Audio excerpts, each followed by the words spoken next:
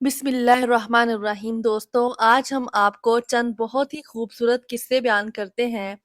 कभी पेट भरकर ना खाया। खाना खाने में रसूल पाक सल्लल्लाहु अलैहि वसल्लम की सुन्नतें कितनी प्यारी और अच्छी हैं। पहली बात यह है कि आप जब भी खाना खाते थे तो अपने पेट का कुछ हिस्सा खाली रखते थे।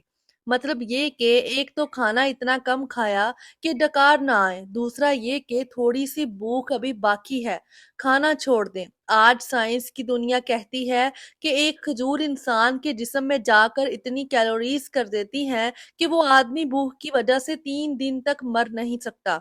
सोचिए, हम तो इतनी इतनी गजा खाते हैं कि इसका 10% हमारे जिस्म का हिस्सा बनता है और 90% ऐसा होता है जो हम क्रश करके खारिज कर देते हैं।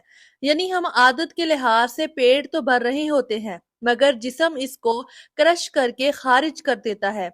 पूरी ग़िज़ा का 10वां हिस्सा हमारे हिस्से जिस्म का हिस्सा बनता है, तो हमने अपने मैदे को खूब भर लिया, जिसकी वजह से कई दफ़ा बीमारी, फला बीमारी, गैस की तकलीफ, पेट का भरना, ये सारी बीमारियां पैदा होती हैं।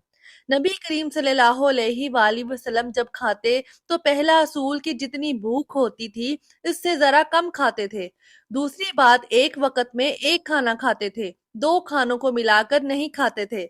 हम तो एक दस्तरखान पर चार चार और पांच पांच खानों को मिलाकर खाते हैं।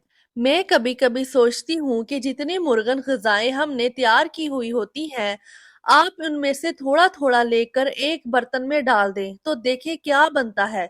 इसको देखने को भी दिल नहीं चाहेगा। इसलिए खाना उतना ही खाएं, बल्कि भूख छोड़कर खाना खाना चाहिए और पेट भरकर नहीं खाना चाहिए।